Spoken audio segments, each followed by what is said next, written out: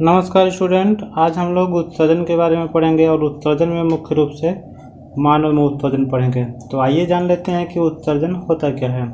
तो उत्सर्जन का मतलब होता है कि हमारे शरीर से हानिकारक पदार्थों को बाहर निकालने की क्रिया को उत्सर्जन कहते हैं। तो उत्सर्जन में अगर देखा जाएगा तो इसमें अमोनिया, यूरिया, यूरिक एसिड और अन्य हानिकारक पदार्थों को शरीर से बाहर निकाला जाता है। ठीक, आइए इसमें देख लेते हैं कि उत्सर्जन का मतलब क्या दिया गया। तो दिया गया इसमें वह जैव प्रक्रम जिसमें जीवों में उपापचयी क्रियाओं में जनित का मतलब होता है कि उत्पन्न, यानी उपापचयी क्रियाओं में उत्पन्न हानिकारक नाइट्रोजन युक्त पदार्थों का निष्कासन होता है, उत्सर्जन कहलाता है। ठीक, कह दिया गया वह जैव प्रक्रम जिसमें जीवों में उपापचयी क्रियाओं में जनित के स्थान पर उत्पन्न कर लेते हैं, क्रियाओं में उत्पन्न हानिकारक नाइट्रोजन युक्त पदार्थों का निष्कासन होता है, उत्सर्जन कहलाता है। ठीक, उसके बाद दिया गया है कि एक कोश के जीव इन अपशिष्ट पदार्थों को शरीर की सतह से जल में विसरित कर देते हैं। ठीक, तो अगर एक कोश के जीवों को देखा जाएगा जिनका शरीर एक ही कोशिका का बना होता है, तो उनमें कोई विशेष अंग नहीं पाया जाता है, केवल एक ही कोशिका का होता है। तो उसमें क्या होता है, उत्सर्जन किस तरीके से होता है, तो एक ही कोशिका में सारी क्रियाएं उसमें संपन्न होती हैं। तो उसमें जो भी हानिकारक पदार्थ बनते हैं वह विसरण की क्रिया द्वारा जल में विसरित कर दिए जाते हैं। ठीक, अब उसके बाद हम लोग जान लेते हैं मानव में उत्सर्जन तंत्र में उपस्थित निम्न प्रकार के अंग। ठीक, यानी क्या क्या हम लोग पढ़ेंगे। अब इसमें पढ़ेंगे कि उत्सर्जन तंत्र में कौन कौन से अंग पाए जाते हैं। तो इसमें उत्सर्जन में अगर देखा जाएगा तो मुख्य रूप से 4 अंग इन्वॉल्व होते हैं। कौन कौन से, पहला होता है एक जोड़ा वृक्क, किडनी कहते हैं, एक जोड़ा मूत्रवाहिनी, एक मूत्राशय और एक मूत्रमार्ग होता है। अंग्रेजी में क्या कहते हैं इसको, पहला होता है किडनी, दूसरा होता है यूरेटर और तीसरा होता है ब्लैडर, यानी इसको यूरिनरी ब्लैडर कहते हैं, और चौथा होता है यूरेथ्रा। इन 4 चीज़ों के बारे में पढ़, इसी नाम को हम लोग डायग्राम में देख लेते हैं। तो आइए देखते हैं कि डायग्राम में इसको क्या दिया गया है।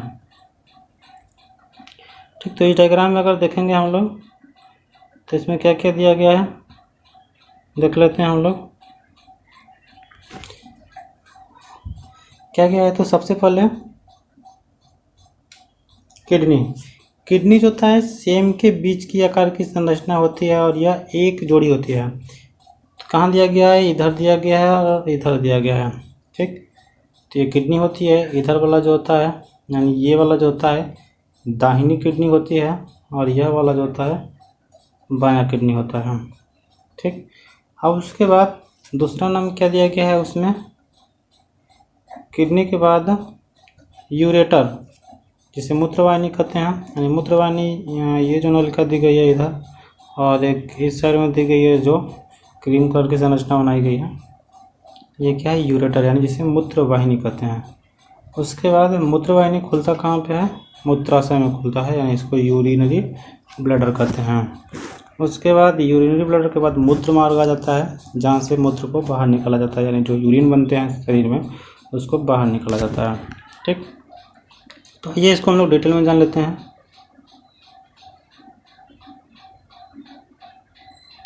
चार नाम हम लोग देख लिया, उसके बाद आगे चलते हैं हम लोग।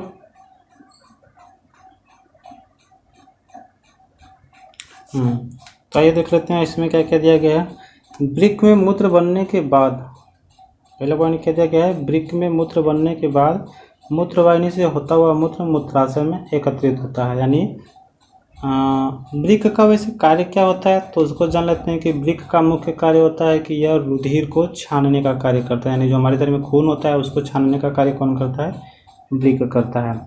मूत्र को रुधिर को छानने के बाद शुद्ध रुधिर को पुनः हृदय में वापस भेज दिया जाता है और उसके बाद जो उसमें अशुद्धियाँ निकलती है, यानी जो हानिकारक पदार्थ बनता है उसको यूरिन के रूप में शरीर से बाहर निकाल दिया जाता है। दूसरा पॉइंट दिया गया है कि मूत्र बनने का उद्देश्य रुधिर में से वर्ज्य यानी हानिकारक अपशिष्ट पदार्थों को छानकर बाहर करना है। यानी शरीर में जो भी हानिकारक पदार्थ होते हैं उस पहले तो रुधिर से होते हुए वो आते हैं किडनी में और किडनी उसको छान करके अलग कर लेता है, और अलग करने के बाद उसको यूरिनरी ब्लैडर में कलेक्ट कर लिया जाता है और उसको वहाँ से बाहर निकाल लिया जाता है। उसके बाद आगे दिया गया है वृक्क में मूत्र निर्माण की प्रक्रिया, यानी यूरिन कैसे बनता है उसको जान लेते हैं। तो वृक्क यानी जो किडनी होती है, किडनी में क्या चीज़ होता है, तो किडनी में अगर किडनी की इकाई पूछी जाए तो किडनी की इकाई होती है नेफ्रॉन, जिसे हम लोग हिंदी में वृक्काणु कहते हैं, वृक्काणु या अंग्रेजी में नेफ्रॉन कहते हैं। ठीक, तो ये नेफ्रॉन याद रखेंगे, पूछा जाता है परीक्षा में कि किडनी की इकाई क्या होती है, क्या बताएंगे, नेफ्रॉन। तो इसी तरीके से एक और नाम आता है न्यूरॉन। न्यूरॉन जो होती है नर्वस सिस्टम यानी तंत्रिका तंत्र की इकाई होती है। ठीक, इसके बाद क्या दिया गया है कि वृक्क की संरचना व क्रियात्मक इकाई वृक्काणु यानी नेफ्रॉन कहलाती है। वृक्काणु के मुख्य भाग इस प्रकार है, यानी वृक्काणु में क्या क्या होता है उसमें मुख्य रूप से 4 नाम आते हैं। कौन कौन से? पहला होता है कोशिका गुच्छ दिया गया, इसको केशिका गुच्छ कहा जाता है, यानी ग्लोमेरुलस। यह पतली भित्ति वाला रुधिर कोशिकाओं का गुच्छा होता है, यानी इसकी भित्ति बहुत ही पतली होती है, एक गुच्छे जैसी संरचना होती है। इसका डायग्राम हम दिखा रहे हैं आगे। उसके बाद यानी डायग्राम को भी साथ में देखते चले तो अच्छा रहेगा। डायग्राम में देख लेंगे ये संरचना जो है नेफ्रॉन की संरचना दी गई है, यानी ये पूरा संरचना जो है एक नेफ्रॉन का चित्र बनाया गया है। क्या क्या नाम दिया गया था इसमें, अगर देखेंगे तो इसमें पहला नाम आ रहा था केशिका गुच्छ,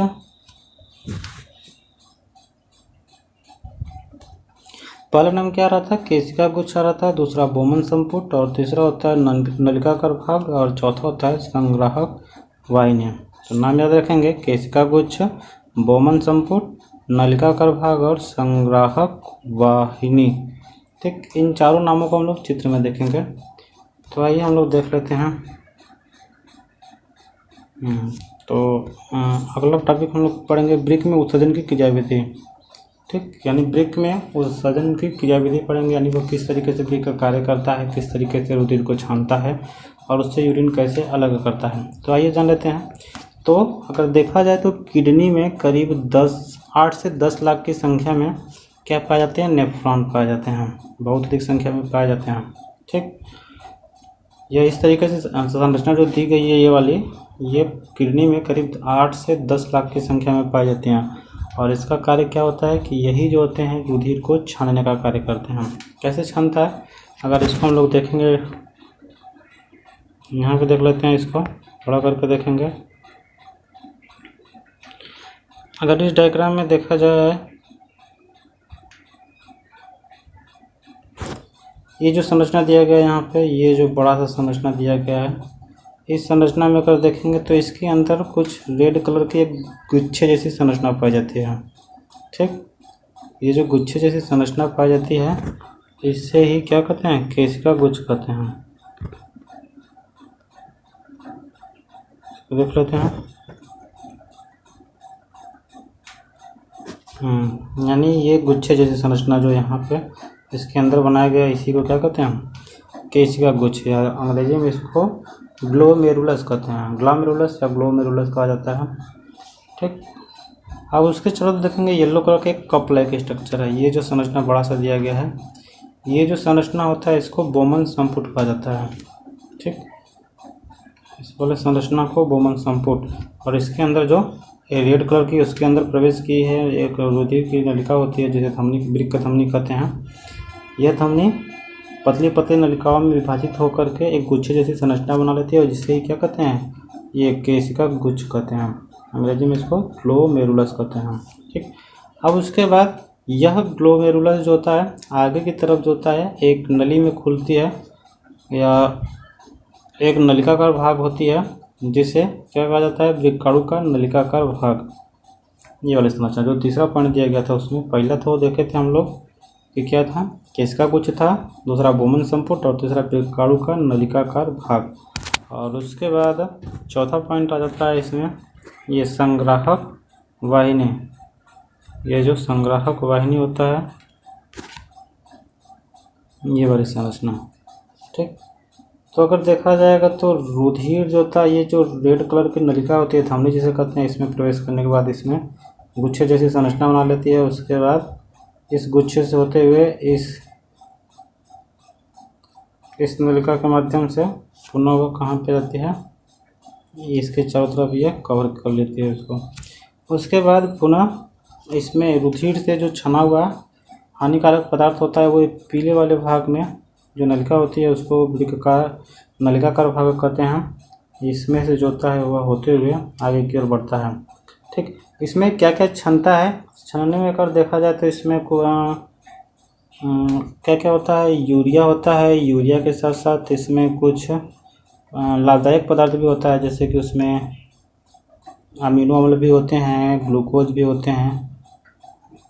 इसके अलावा और भी चीज़ें पाई जाती हैं और जल की भी मात्रा अधिक मात्रा में इसमें होती है।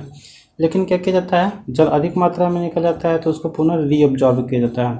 तो जो नलिकाएँ हैं इसके चारों तरफ ब्लड की पतली पतली नलिकाएँ होती हैं जो क्या करती हैं, उसमें से उपस्थित जल को और साथ में कुछ लाभदायक पदार्थों को पुनः एब्जॉर्ब कर लेते हैं, उसको पुनः अवशोषित कर लेते हैं। उसके बाद जो हानिकारक पदार्थ बच जाता है वह संग्राहक वाहिनी है, ये जो नली है इधर दिया गया है, इस संग्राहक वाहिनी में क्या किया जाता है, कलेक्ट करके उसको आगे की तरफ पहुंचा दिया जाता है। इस संग्राहक वाहिनी जो होती है आगे की तरफ जा कर के यूरेटर में खुलती है और यूरेटर उसको ले जा कर के यूरिनरी ब्लैडर में कलेक्ट कर देता है। ठीक, अब इसके बाद आगे हम लोग चलते हैं।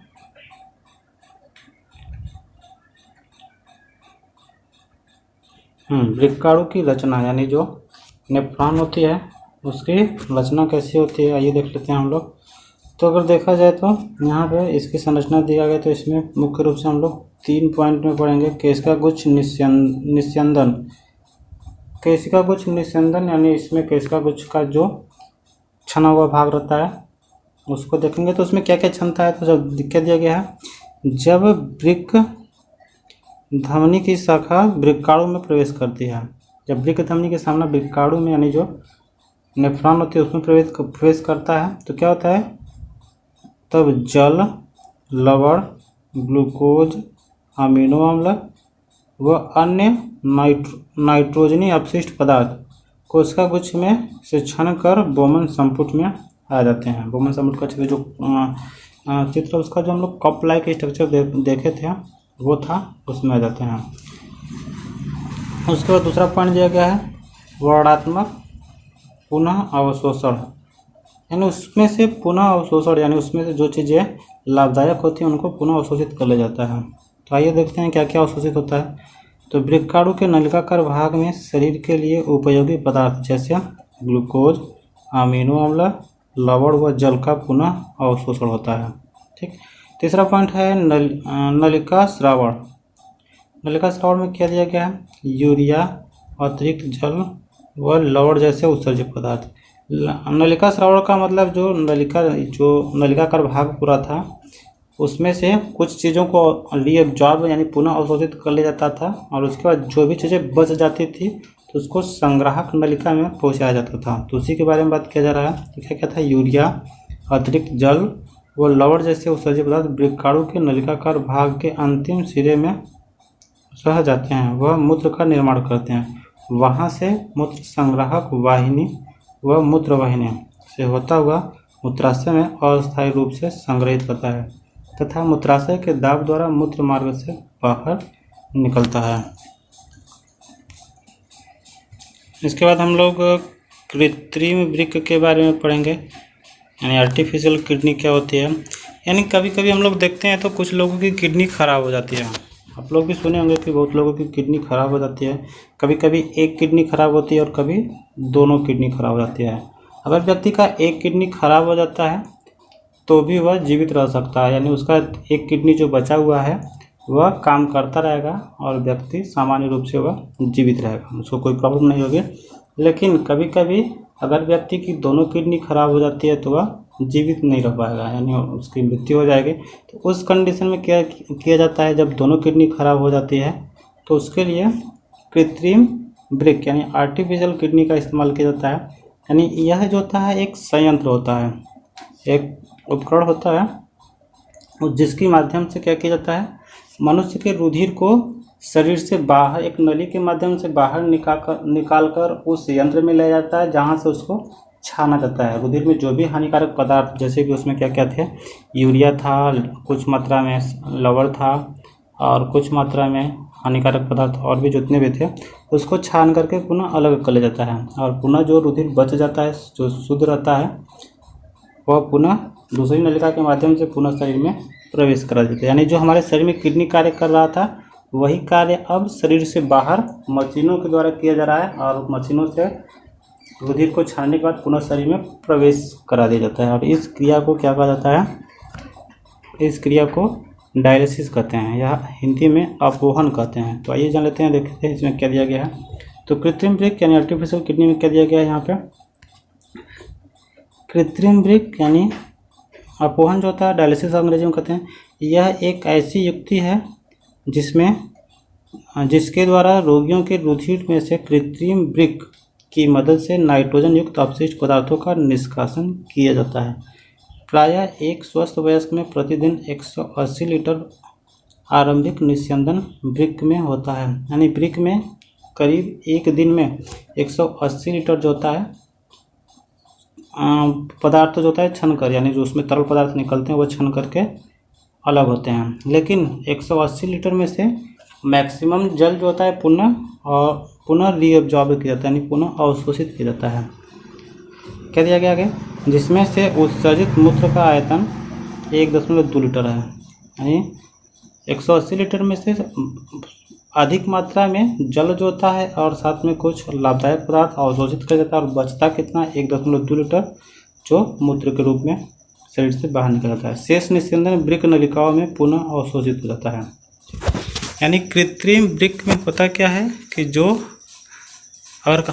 हमारे किडनी में जो रुधिर नहीं छन पाता, यानी किडनी खराब हो जाता है, तो उस कंडीशन में हमारे शरीर के रुधिर को बाहर निकाल करके उसको बाहर एक नलिका के रूप से ले जाया जाता है, और उसके बाद उसको एक मशीन की सहायता से छाना जाता है। छानने के बाद उसमें जितने भी हानिकारक पदार्थ होते हैं निकल जाते हैं, और जो शुद्ध रुधिर बचता है उसको पुनः वापस ला करके शरीर में छोड़ दिया जाता है। ठीक, उसके बाद आगे दिया गया है पादप में उत्सर्जन। देख लेते हैं कि क्या होता है पादप में उत्सर्जन। यानी पौधों में भी कुछ उत्सर्जित पदार्थ निकलते हैं। तो क्या क्या होता है? पहला पॉइंट दिया गया है, वाष्पोत्सर्जन प्रक्रिया द्वारा पादप अतिरिक्त जल से छुटकारा पाते हैं। यानी पौधों में भी हानिकारक पदार्थ बाहर निकलते हैं। तो कैसे निकलते हैं? वाष्पोत्सर्जन, यानी आवश्यकता से अधिक जल जो होता है उसको बाहर निकाला जाता है। किसकी सहायता से? वाष्पोत्सर्जन की क्रिया द्वारा। तो वाष्पोत्सर्जन पत्तियों द्वारा होता है। दूसरा पॉइंट दिया गया है, बहुत से पादप अपशिष्ट पदार्थ कोशिकीय रिक्तिका में संचित रहते हैं। यानी बहुत सारे हानिकारक पदार्थ होते हैं, अपशिष्ट पदार्थ कोशिकीय रिक्तिका यानी कोशिकाओं के अंदर जो रिक्तिका पाई जाती है उसमें संचित रहते हैं। तीसरा पॉइंट, अन्य अपशिष्ट पदार्थ उत्पाद रेजिन तथा गोंद के रूप में पुराने जाइलम में संचित रहते हैं। यानी जो देखेंगे पौधों में रेजिन और जो गोंद लसा उसा होता है वह भी पौधों में क्या होती है? संचित रहती है उसके जाइलम में। चौथा पॉइंट दिया गया है, पादप कुछ अपशिष्ट पदार्थों को अपने आसपास मृदा में उत्सर्जित करते हैं। ये पौधे जो होते हैं कुछ मात्रा में मिट्टी में अपने उत्सर्जित पदार्थ को निकालते रहते हैं। तो उत्सर्जन के बारे में हम लोग देखें। आशा करते हैं आप लोगों को कुछ ज़रूर आया होगा। अगर आपको कुछ दिक्कत होगी तो आप पूछ सकते हैं। धन्यवाद।